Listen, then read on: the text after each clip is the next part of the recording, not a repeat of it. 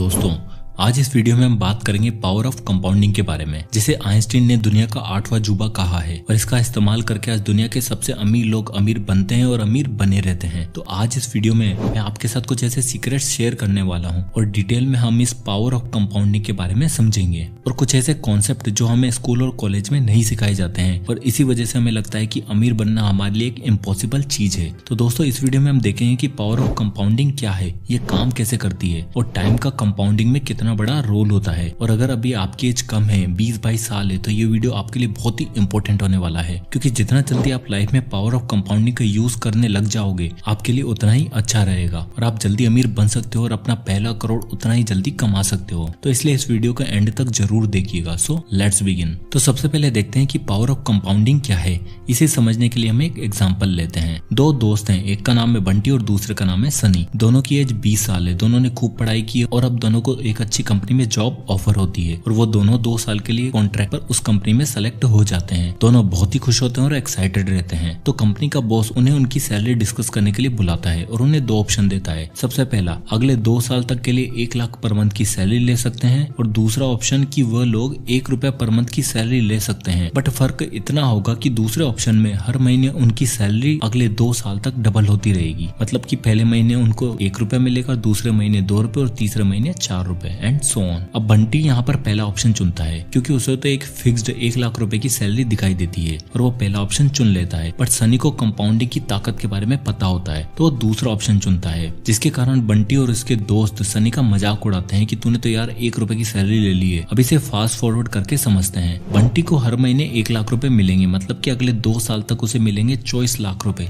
जो कि बुरा नहीं है। बट जैसा कि सनी के पैसे हर महीने डबल हो रहे हैं तो उसे 2 साल के एंड में मिलेंगे 1,67,77,215 रुपीज, यानी कि बंटी से ऑलमोस्ट 7 गुना ज्यादा पैसा। और रिजल्ट आपके सामने है। जैसे कि पैसे हर महीने डबल हो रहे हैं तो इनका टोटल होता है 1,67,77,215 रुपीज। अब आप देखोगे कि इसमें हमें जो मिल रहा है वो है 100% रिटर्न, जो कि पॉसिबल नहीं है। बट इस चार्ट से हमें बहुत कुछ सीखने को मिलता है। जैसे कि अगर आप देखोगे तो इस पूरे अमाउंट की आधी वैल्यू तो हमें आखिरी महीने में ही मिली है और स्टार्ट में तो उन्हें बस 1 रुपया मिल रहा था, इसलिए स्टार्ट में हमें इतना अच्छा पैसा दिखाई नहीं देता है और बहुत से लोग इसे समझ नहीं पाते हैं और लोग गिव अप कर देते हैं। बट अगर आप लॉन्ग टर्म में देखोगे तो आपको पता चलेगा कि कंपाउंडिंग की ताकत क्या होती है। तो चलिए दोस्तों, अब आगे हम पावर ऑफ कंपाउंडिंग को और आसान भाषा में समझते हैं। चलिए एक और एग्जांपल लेते हैं। वापस से वही दोस्त हैं, बंटी और सनी, और वो दोनों 2-2 लाख रुपए इन्वेस्ट करते हैं और ऐसी जगह पर इन्वेस्ट करते हैं जहाँ पर उन्हें 15% का ईयरली रिटर्न मिलता है। तो साल के एंड में उन दोनों को मिलता है 30,000 रुपए का रिटर्न। अब हम बंटी को तो जानते ही हैं, तो बंटी उन 30,000 रुपए को विड्रॉ कर लेता है और अपने लिए एक नया स्मार्टफोन खरीद लेता है और बाकी के 2 लाख रुपए को वापस से इन्वेस्ट कर देता है, क्योंकि वो अभी तक कंपाउंडिंग की ताकत को नहीं समझ पाया है। लेकिन सनी ने उस 30,000 के प्रॉफिट को इन्वेस्टेड ही रखा और विड्रॉ नहीं किया। अब अगले साल उन दोनों को वापस से 15% का रिटर्न मिलता है और बंटी वापस से उन 30,000 रुपए को फ्री मनी समझकर वापस से विड्रॉ कर लेता है और सारे पैसे शॉपिंग में उड़ा देता है। लेकिन सनी को सेकंड ईयर में 30,000 की जगह 34,500 का रिटर्न मिलता है, क्योंकि उसने अपने 30,000 रुपए को इन्वेस्टेड रखा था, तो उन 30,000 रुपए का भी उसे रिटर्न मिला है। इसलिए सनी को दूसरे साल 4,500 रुपए ज्यादा इंटरेस्ट मिला। अब दोस्तों, यहाँ तक आपको समझ आ रहा होगा और अभी ये अमाउंट आपको इतना बड़ा नहीं लग रहा होगा और आपको पता है कि आप इससे तो अमीर नहीं बन पाओगे। अब फास्ट फॉरवर्ड करके आगे जाते हैं और मान लो कि 15 साल निकल गए हैं। बंटी हमेशा की तरह अपने 15% रिटर्न को विड्रॉ कर लेता है और अपने शौक में उड़ा देता है। तो सनी को 15 साल बाद जो रिटर्न मिलेगा वो है 2,12,000 रुपए, यानी कि जहाँ बंटी को अभी भी साल के 30,000 रुपए इंटरेस्ट ही मिल रहा है, जबकि सनी को मिल रहे हैं 2 लाख रुपए और बंटी का अभी भी टोटल अमाउंट 2 लाख रुपए ही है, जबकि सनी का टोटल अमाउंट कंपाउंड होकर हो गया है 16,27,412 रुपए, यानी कि बंटी के अमाउंट से लगभग 8 गुना ज्यादा। तो ये होता है पावर ऑफ कंपाउंडिंग। एक तरफ अगर आप अपने रिटर्न को नहीं निकालते हो और उसे भी साथ ही साथ ग्रो होने देते हो तो कुछ ही सालों में आपका पैसा कई गुना ज्यादा बढ़ जाता है। अब ऐसा क्यों हुआ? क्योंकि बंटी जी रहा था सिंपल इंटरेस्ट की लाइफ और सनी जी रहा था कंपाउंड इंटरेस्ट की लाइफ। अब दोस्तों, में स्कूल में कंपाउंड इंटरेस्ट तो पढ़ाया जाता है बट उसे अच्छे से लाइफ में यूज कैसे करना है वो नहीं सिखाया जाता है और स्कूल में ये कॉन्सेप्ट हमें बहुत ही मुश्किल लगता है। इसलिए हम हमेशा सिंपल इंटरेस्ट की लाइफ जीना ही पसंद करते हैं, क्योंकि वो हमें आसानी से समझ आ जाता है। बट अगर आप सही समय पे पावर ऑफ कंपाउंडिंग की ताकत को समझ जाते हो तो आप कुछ ही सालों में अमीर बन सकते हो। तो अब टाइम की बात आ रही है तो देखते हैं टाइम का कितना बड़ा रोल होता है पावर ऑफ कंपाउंडिंग में।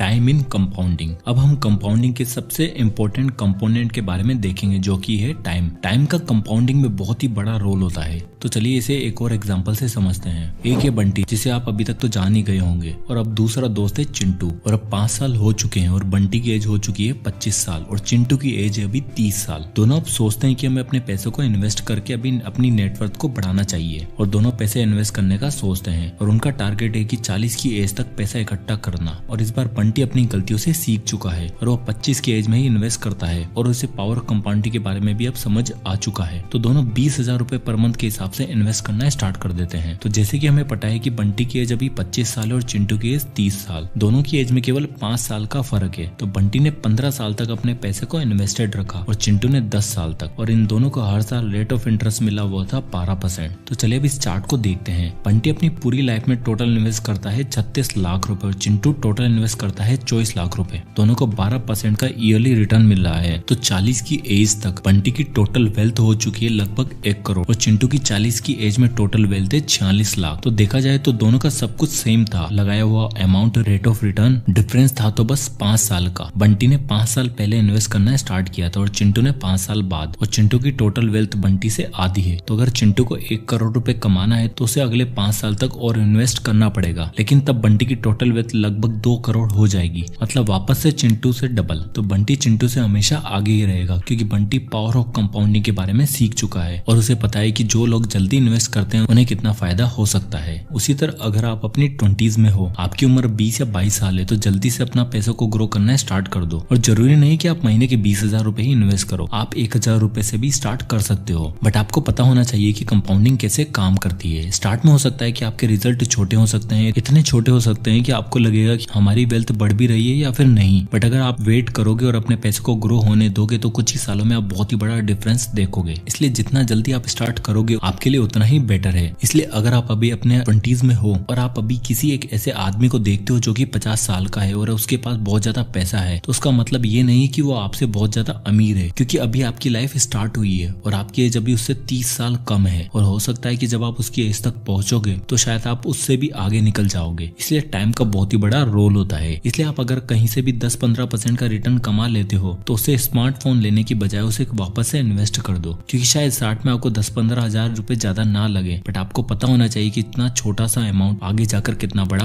बन सकता है। तो दोस्तों आई होप कि इस वीडियो से आपको बहुत कुछ सीखने को मिला होगा और आप समझ गए होंगे कि कंपाउंडिंग की ताकत क्या होती है। तो अगर आपको ये वीडियो पसंद आया हो तो इसे लाइक करें और ज्यादा से ज्यादा लोगों तक इस वीडियो को शेयर करें ताकि बाकी लोगों को भी कंपाउंडिंग के बारे में पता चल सके। और अगर आप इसी तरह के वीडियोस देखना चाहते हैं तो हमारे चैनल को सब्सक्राइब जरूर करिएगा। और अगर आप किसी भी टॉपिक या बुक पर वीडियो चाहते हैं तो कमेंट बॉक्स में कमेंट करके जरूर बताइएगा, मैं उस पर वीडियो बनाने की पूरी कोशिश करूंगा। तो मिलते हैं नेक्स्ट वीडियो में, तब तक के लिए जय हिंद।